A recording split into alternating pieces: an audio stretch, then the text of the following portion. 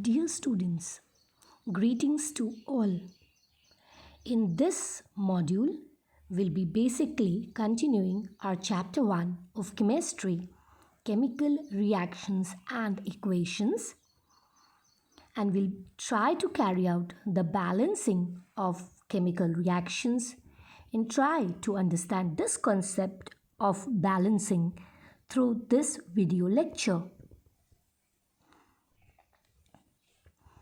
Firstly, when we talk about a chemical equation, it is a shorthand way or a mathematical way of expressing the chemical reaction using numbers, symbols, and formulae.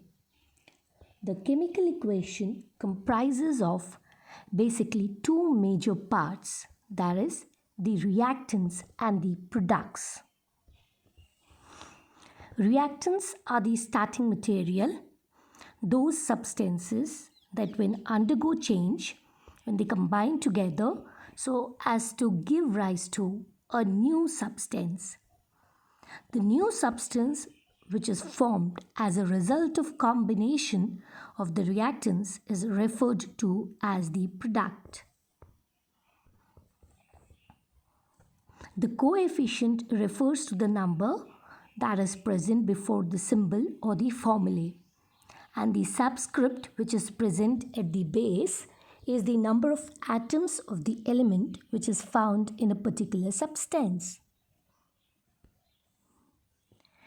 We can understand this with the help of this example. Now when sodium, that is Na, reacts with water, that is H2O, it forms sodium hydroxide, that is NaOH, and the gas which is liberated is hydrogen gas. The gas which is evolved is always written with an upward arrow to denote that the gas is evolved. In this reaction, the reactants are sodium and water, and the product which is formed is sodium hydroxide and hydrogen gas. Now the coefficient is the number which is placed before the compound so that the reaction could be balanced. And the subscript, that is the number of atoms which are present at the base, as can be seen in hydrogen, it is diatomic, so it is represented as 2. Now if we see that what are the number of atoms in sodium, on the left hand side as well as the right hand side, it is 1 on both the side.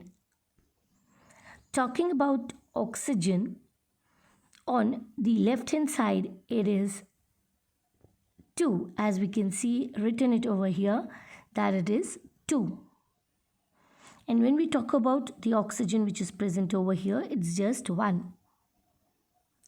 Talking about hydrogen, it is 4, and here when we see it is 3.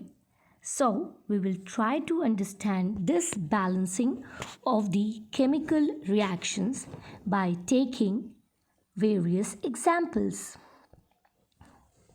Firstly, we'll try to understand what are the steps that need to be taken into consideration while balancing a chemical equation. Firstly, when we balance a chemical equation, why there is a need to balance it? According to the law of conservation of mass, the sum of the mass of the product should be always same to the sum of the mass of the reactants. That means that mass can neither be created nor be destroyed. So when a chemical reaction is carried out, the sum of mass of the reactants should be equivalent to the sum of the mass of the products. The first step which is involved in the balancing of a chemical equation is that we need to check for the diatomic molecules. The diatomic molecules are basically composed of 2 atoms, like for example hydrogen, oxygen, nitrogen, chlorine, the halogens, that is chlorine, bromine, fluorine, iodine. Chlorine, bromine, fluorine, iodine, they all are halogens. They are electronegative in nature and therefore they form the diatomic molecules. Talking about hydrogen, It will not exist as H but will form H2. The same goes for oxygen and nitrogen. Now, the next step which is involved in balancing the chemical equation is that we'll have to check for the formulae of the reactants and the products. We'll have to represent them using the correct formulae, and also the total number of atoms of each element on the either side of the equation. The polyatomic ion, when we write a particular reaction, it will remain unchanged, and when it is present in an equation on both the sides, it will be counted as a single unit. We'll have to balance the elements present on the right hand side and the left hand side one by one by placing the coefficients before the symbol of the element.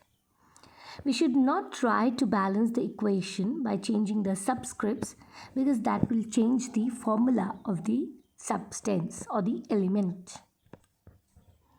We'll have to check for the atom or the polyatomic ion so as to see that the chemical reaction is balanced properly. We'll try to understand these steps of balancing the chemical reactions by taking few examples.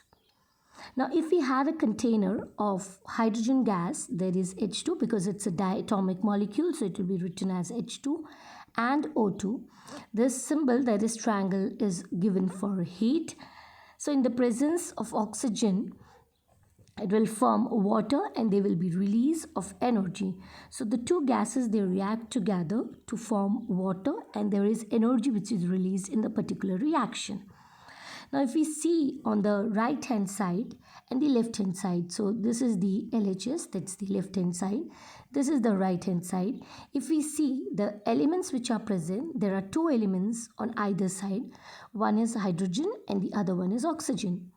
On left hand side, we can see that there are two atoms of hydrogen and two atoms of oxygen, whereas on the right hand side, there is just one atom of oxygen and there are two atoms of hydrogen. So as can be seen in this slide, that the reactants and the products, they are not balanced. Though the number of hydrogen, it is same on both the sides, that is the RHS and LHS, but oxygen is unbalanced. So therefore the reaction is not balanced. It is an unbalanced reaction. So balancing can be carried out by placing a coefficient ahead of the element or the symbol of the element. So we have placed a 2 ahead of hydrogen.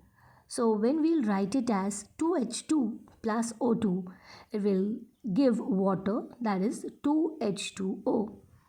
Now this 2 which we have added, that stands for both oxygen as well as hydrogen.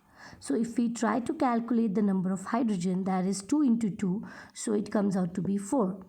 And here also it is 2 into 2, that comes out to be 4. Whereas oxygen on this side is 2, as well as oxygen on the right hand side is 2. So that makes the total number of atom as 6 on the right hand side as well as on the left hand side. So thus the reaction on the whole is now chemically balanced. Taking the next example of nitrogen gas reacting with hydrogen gas to form ammonia. We can see that on the left hand side we've got 2 atoms of nitrogen, we've got 2 atoms of hydrogen, whereas on the right hand side we see that there's just 1 atom of nitrogen and 3 atoms of hydrogen. So the reaction is not balanced. We'll try to carry out the balancing of chemical reaction by adding coefficients. Now when a coefficient, that is 3, is added ahead of hydrogen gas, we obtain that the number of nitrogen on the left hand side and the right hand side, they become 2. And when we talk about hydrogen, so it is 6 over here, and over here also it is 6. Now nitrogen and hydrogen on either sides, they are balanced. Nitrogen, it is written as G, it is because it is a gas. Hydrogen again is a gas, and ammonia, when we write L, that refers to liquid.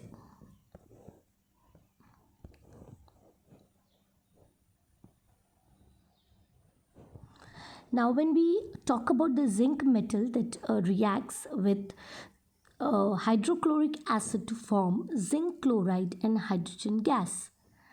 So here we can see that at the base we have written as S, that refers to solid, AQ aqueous. We have got ZnCl2, that is solid, and H2 we have written it as gas at the base. Now when we talk about zinc, here we can see that zinc is reacting with hydrochloric acid to form zinc chloride and hydrogen. The reaction is balanced because though the number of zinc atoms on the either side they are 1, but here chlorine on the left hand side it is 1, but here on the right hand side it is 2, as well as hydrogen on left hand side is 1, but on right hand side it is 2. So we'll try to carry out the balancing of the reaction.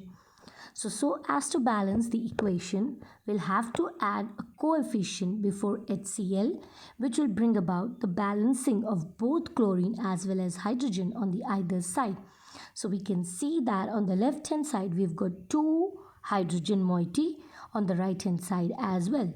Chlorine it is 2, as well as here we see it as 2, because ZnCl2 needs to chlorine in ZnCl2, chlorine needs to be written as C2 because it is a diatomic molecule. So through this slide presentation, we try to garner the concepts related to balancing of chemical reactions very thoroughly. Thank you.